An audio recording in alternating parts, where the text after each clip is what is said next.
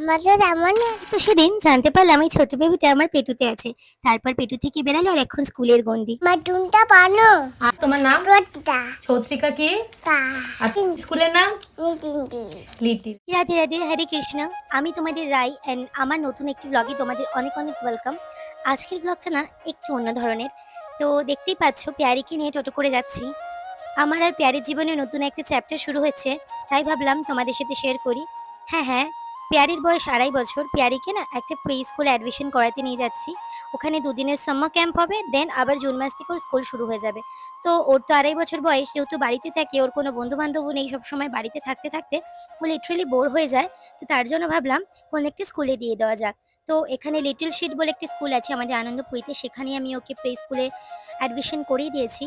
তো সত্যি কথা বলতে যখন ওকে অ্যাডমিশনটা করাচ্ছিলাম না, আমার মনের মধ্যে হাজারো ভয়, হাজারো টেনশন, হাজারো আনন্দ কাজ করছিল যে ওর জীবনের প্রথম নতুন অধ্যায় শুরু হচ্ছে।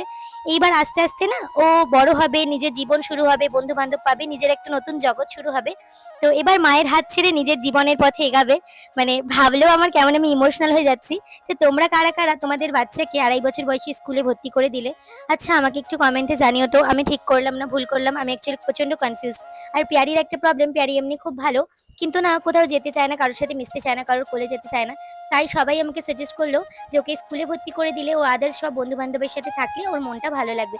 যেহেতু ও এত কথা বলতে পারে বা এত কথা বলে, পড়াশোনা করে, তাই ভাবলাম স্কুলে গেলে নানান ধরনের অ্যাক্টিভিটিস হবে, ওর বেশ ভালো লাগবে। তো আমাকে কমেন্টে জানিও তো তোমাদের যাদের বাড়িতে ছোট ছোট বাচ্চা আছে তোমরা কি করেছো। আর যেহেতু ওর হাতে কড়িটাও হয়ে গেছে, তাই ভাবলাম স্কুলে দিয়েই দেওয়া যাক, কারণ আবার যখন স্কুলে ভর্তি হবে তখন যদি আবার কান্নাকাটি করে না যেতে চায়। সত্যি কথা বলছি, স্কুলে দিয়েছি, ভর্তি করেছি, জানো তো ভাবছিলাম এই তো এত ছোট ছিল, দেখতে দেখতে প্রি স্কুল হোক না, স্কুল তো দেখতে দেখতে স্কুলে ভর্তি করে দিলাম। মানে ভাবো বন্ধুরা, সময় কত তাড়াতাড়ি নদীর স্রোতের বেগে পার হয়ে যায়। তোমরা সবাই আমাকে অনেক আশীর্বাদ করো, শক্তি দিও, কারণ এখন ওর সাথে আমাকে তাল মিলিয়ে অনেক দূর এগাতে হবে। বাই।